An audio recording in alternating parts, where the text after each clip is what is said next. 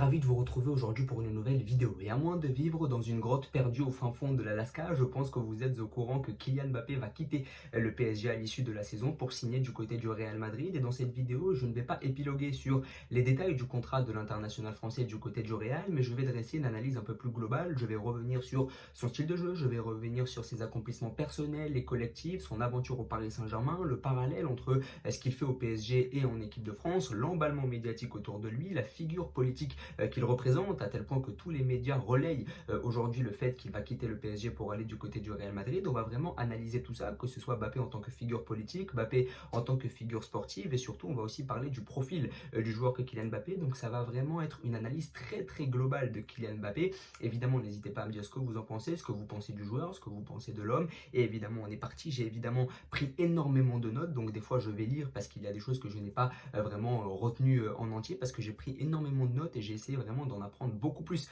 sur Kylian Mbappé et dresser un peu le bilan du joueur, mais aussi de l'homme. Et on va d'abord parler de l'emballement médiatique autour de lui. Je pense que ça ne vous a pas échappé. Tous les médias, qu'ils soient généralistes ou sportifs, relayent le fait que Mbappé va quitter le PSG pour signer du côté du Real, à tel point que même des joueurs de Ligue 1 ont été sollicités. On leur a demandé leur avis sur le départ de Mbappé. Il y a cette séquence de Moussa Diarra, le joueur de Toulouse, qui au sortir d'un match d'Europa League entre Toulouse et Benfica fait l'objet d'une question sur Kylian Mbappé. Une scène absolument lunaire parce que l'avenir de Kylian Mbappé n'influe en aucun cas sur la carrière de Moussa Diarra. On a également demandé à Marcin Bulka, le gardien de l'OGC Nice, le Parisien, un média généraliste français très très lu du côté de l'Hexagone, a même fait un article sur le début de la tournée d'adieu de Kylian Mbappé, puisque le PSG se déplaçait du côté de Nantes ce week-end. Donc même le Parisien en vient à relayer le futur départ de Kylian Mbappé et en fait vraiment un gros titre de son journal, alors que le Parisien c'est quand même un journal généraliste. Donc on voit qu'il y a un emballement médiatique autour de lui, mais cet emballement est justifié par le fait que Mbappé est devenu une figure éminemment politique. Je pense qu'à partir du moment où tu mets un triplé en finale de Coupe du Monde, à partir du moment où tu deviens le porte-drapeau de la France en tant que figure numéro 1 du sport numéro 1, eh bien tu deviens une figure éminemment politique. Là où Zidane n'avait pas forcément envie de devenir une figure politique et qu'il l'est devenu malgré lui parce qu'il incarnait, que ce soit par son histoire personnelle mais même par ses accomplissements en tant que joueur, je pense que le fait d'être une figure politique c'est clairement voulu par Kylian Mbappé. On voit qu'il soigne très très bien son image, il soigne parfaitement sa communication et il veut devenir une figure politique. Il ne veut pas s'arrêter au cadre du football. Lui considère que ça n'est pas qu'un sportif et il a tout à fait raison. C'est devenu une figure éminemment politique. Donc on voit qu'il y a tout un emballement médiatique autour de lui, mais Kylian Mbappé, ça fait aussi fendre. Kylian Mbappé, c'est un personnage très très clivant. C'est un personnage que beaucoup de Français n'apprécient pas. C'est vrai que beaucoup lui ont reproché une certaine arrogance, une certaine ambition démesurée. Et ça ne peut pas plaire à une partie des Français. Donc c'est vrai que c'est un personnage assez clivant avec lequel tu as toujours la garantie d'avoir une séquence intéressante. C'est vrai que Kylian Mbappé, c'est quelqu'un qui parle très bien, qui soigne très bien sa communication, et lorsque tu vas l'écouter, lorsqu'il va accorder du temps aux journalistes, eh bien, tu as toujours la garantie d'avoir une séquence qui sera faite sans langue de bois, et c'est sûr qu'en tant que journaliste, tu en as pour ton argent, tu as ta séquence,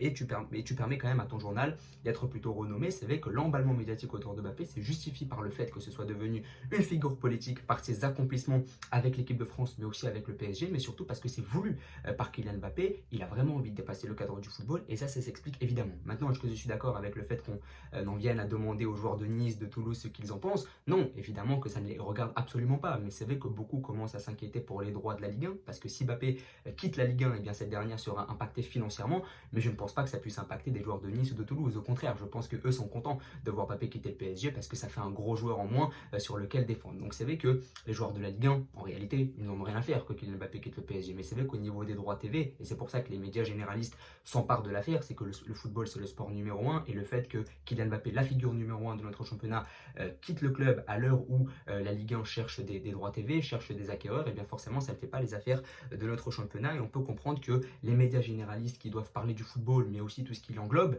et bien forcément ça peut les inquiéter et ils vont s'emparer de cette histoire. Donc c'est vrai que c'est une figure éminemment politique, comme je l'ai dit. Donc Mbappé en tant que figure politique, on est un peu revenu là-dessus. Maintenant on va parler vraiment du sportif, en fait, du fait qu'il va signer du côté du Real Madrid. Mais là aussi vous allez voir que ça n'est pas que sportif. La signature de Mbappé du côté du Real, on peut parler de sport, on peut parler de son incorporation dans le collectif du Real Madrid en vue de l'année prochaine, on peut évoquer le fait de l'association avec Bellingham, Vinicius, comment ça va s'articuler sur le terrain. Mais vous voyez aussi que la victoire de Pérez d'avoir fait signer Kylian Mbappé, elle est sportive certes, parce que c'est un joueur dont tu as besoin, c'est quand même Kylian Mbappé, c'est quand même le meilleur joueur du monde actuellement, en tout cas un top 3, donc sportivement le Real Madrid en a besoin, mais je ne pense pas qu'ils en aient besoin comme il y a 2-3 ans. Je pense qu'il y a 2-3 ans, vu que Vinicius était moins performant qu'il ne l'est aujourd'hui, peut-être que le Real Madrid aurait songé à remplacer Vinicius par Mbappé. Mais à l'heure où Vinicius est devenu peut-être le meilleur ailier gauche du monde, je pense que le Real Madrid n'a pas foncièrement besoin de Mbappé sportivement.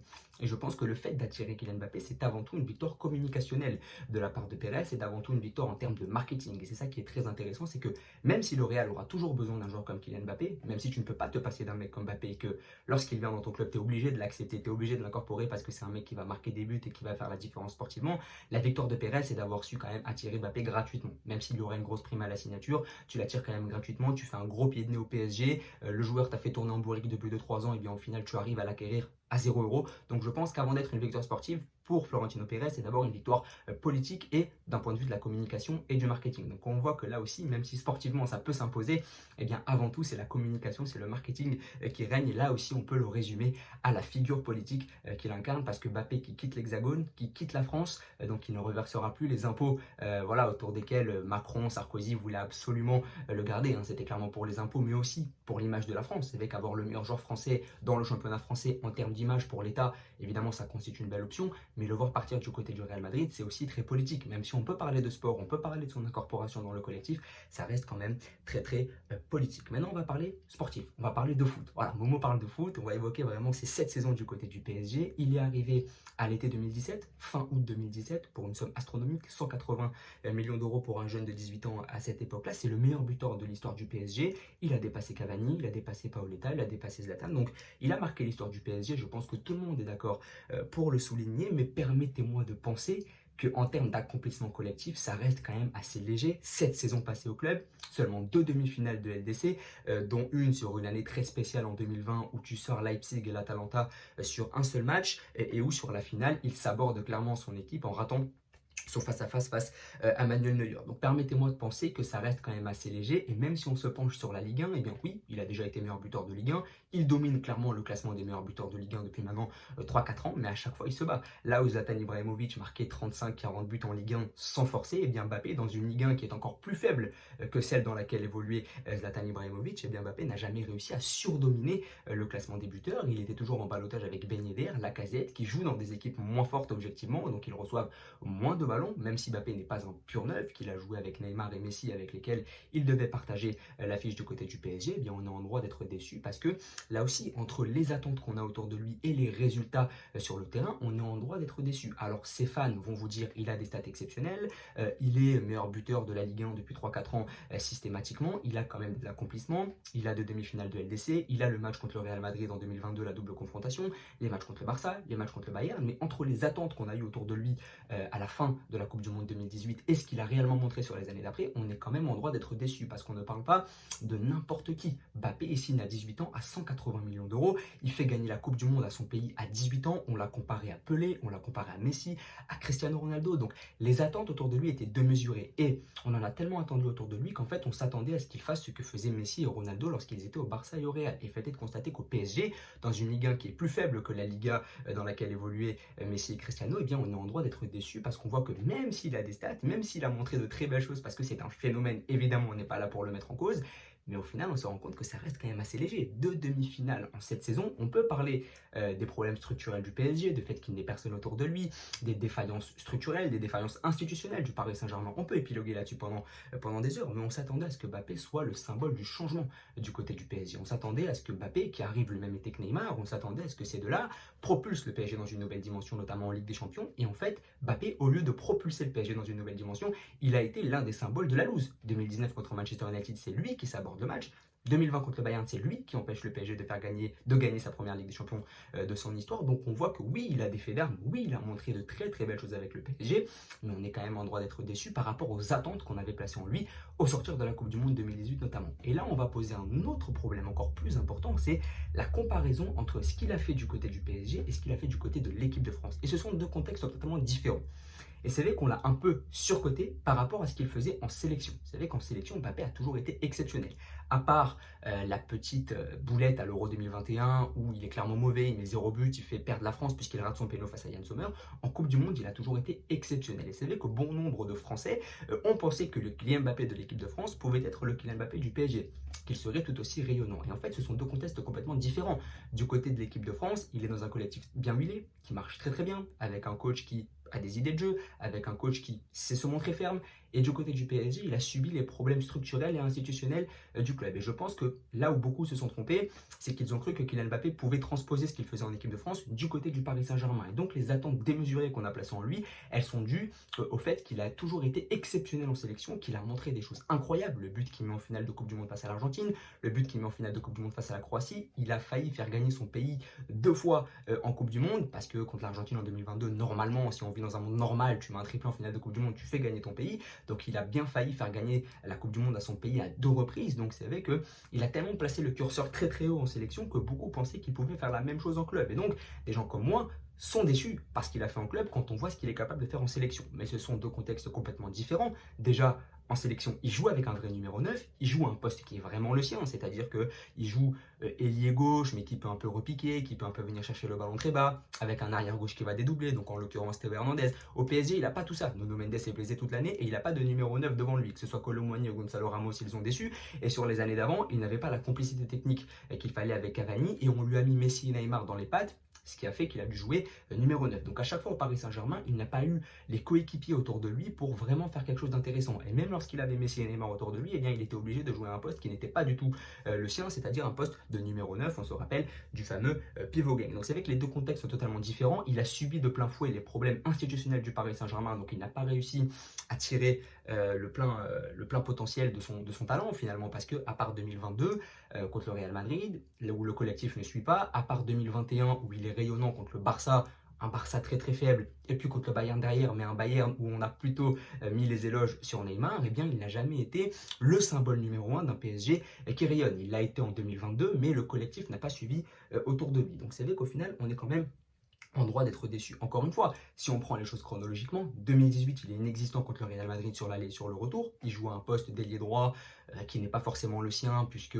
derrière, on a clairement vu que c'était un ailier gauche. 2019, pour moi, sur le match retour contre Manchester United, c'est lui qui sort le PSG. 2020, c'est lui qui sort le PSG en finale en ratant son face-à-face face à Neuer. 2021, il est bon contre un Barça très faible. Contre le Bayern, c'est Neymar, le numéro 1. Et contre Manchester City en demi-finale, il n'est pas là. En 2021, c'est par contre là, il n'y a rien à dire, c'est le meilleur joueur de son équipe, mais le collectif ne suit pas. Et 2023 contre le Bayern Munich, là où on l'attend sur le match retour, il a été absolument inexistant, malgré une très bonne entrée sur le match aller. Donc on voit qu'au final, on est en droit d'être déçu, et même en Ligue 1. En Ligue 1, dans une équipe qui est surdominatrice dans son championnat, dans une équipe qui, normalement, voilà, tu as tous les ballons qui viennent, normalement tu te dois de marquer 30 à 40 buts, et bien il n'a jamais dépassé les 30 buts en Ligue 1.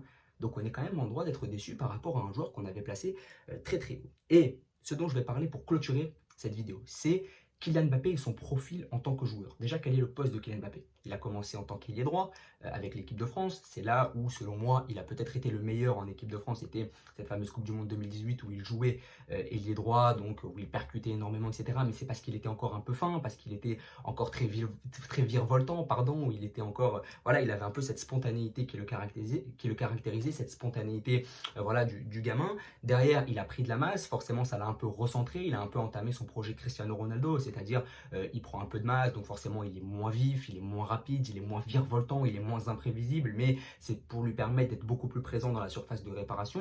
Donc là aussi, le fait qu'il ait muté un peu, qu'il ait pris un peu de la masse, ça lui a annulé le fait de pouvoir jouer sur le côté droit et de pouvoir être virevoltant à la Dembélé, à la Barcola. Vous voyez le genre de profil dont je parle. Il est vraiment devenu un Cristiano Ronaldo en puissance, c'est-à-dire un gars qui veut squatter la surface de réparation, mais on a rapidement vu qu'il était limité par rapport à ça, par rapport à son absence de jeu de tête, par rapport à son absence aussi au niveau d'être le playmaker. Ça ne peut pas être un playmaker, ça ne peut pas être un Benzema, ça ne peut pas être un mec qui décroche pour aller organiser le jeu parce que c'est pas son profil, c'est un joueur de transition.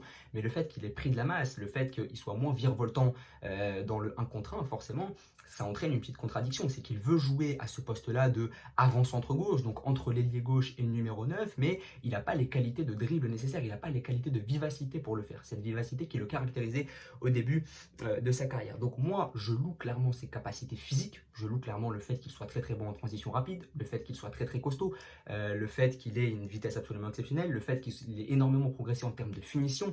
Mais si on parle de footballeur dans le sens littéral du terme, donc Zinedine Zidane, Lionel Messi, Neymar, vous savez, ce genre de créateur, ce genre d'artiste, pour moi, Kylian Mbappé ne l'est pas. Et est-ce qu'on peut prétendre être le meilleur joueur de tous les temps lorsqu'on manie moins bien le ballon que les légendes qui ont fait ce sport, tels que Neymar, Messi, Maradona, Zidane? Je pense que pour être le meilleur joueur de tous les temps, il faut faire partie de cette catégorie-là de joueurs fury class, de joueurs vraiment qui savent très très bien manier le ballon. Et ça n'est pas le cas de Mbappé. Mbappé a eu la chance que le football moderne colle parfaitement à ce qu'il est en tant que joueur. Le football moderne, il met en valeur les joueurs de transition, il met en valeur les joueurs de percussion, et ce qu'est Kylian Mbappé. Mais Kylian Mbappé, à une autre époque, à l'époque où on jouait beaucoup plus au ballon, à l'époque où c'était un peu plus dans les petits espaces que ça se jouait, Kylian Mbappé n'aurait peut-être pas eu sa place. Et Kylian Mbappé, il a la chance qu'il joue dans une époque où on met vraiment en valeur les capacités physiques qui le caractérisent. Bien sûr, je ne le résume pas à ça. On peut louer le fait que ce soit un athlète exceptionnel, que ce soit un athlète en mental absolument incroyable, le fait qu'il ait des accomplissements personnels totalement fous qu'aucun joueur n'a fait dans l'histoire. Triplé en finale de Coupe du Monde, personne ne l'a jamais fait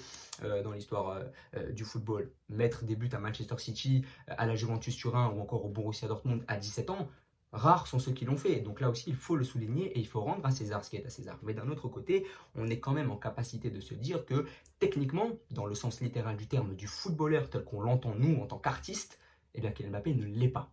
Et forcément, là aussi, ça pose beaucoup plus de questions, en fait, à se dire, est-ce que Kylian Mbappé est un footballeur extraordinaire? Kylian Mbappé est un footballeur de cette époque extraordinaire. C'est-à-dire que dans ce que fait de mieux cette époque, c'est-à-dire les joueurs de transition, les joueurs de percussion, les joueurs puissants, les joueurs développés au niveau du gabarit, oui.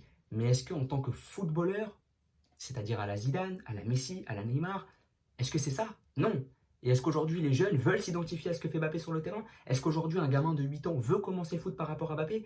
Il peut commencer le foot en s'inspirant de Mbappé, mais en s'inspirant de son mental extraordinaire, en s'inspirant de sa capacité, de la capacité qu'il a à se sublimer dans les grands matchs. Mais est-ce qu'il va s'inspirer de Mbappé le footballeur? C'est-à-dire, est-ce qu'il va dire je veux jouer comme Mbappé? Non, un gamin il vous dira toujours je veux faire comme Mbappé, marqué en finale de Coupe du Monde. Oui, mais est-ce qu'il va vous dire je veux jouer comme lui?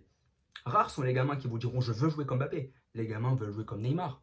Aujourd'hui, si on prend quelques joueurs, les gamins veulent jouer comme Isco, comme Foden, comme ces artistes, comme Kroos par exemple. Ces joueurs qui manient très très bien le ballon. Alors là, c'est un attaquant, donc c'est un peu différent. Mais vous comprenez ce que je veux dire. C'est qu'aujourd'hui, les jeunes ne veulent pas jouer comme Mbappé. Ils veulent faire ce qu'a fait Mbappé. Ils veulent avoir les accomplissements de Mbappé. Mais est-ce qu'ils veulent jouer comme lui? Je ne pense pas. Donc voilà, c'est sur cette ouverture que je vous laisse. N'hésitez pas à vous abonner, à liker et à partager. Merci beaucoup.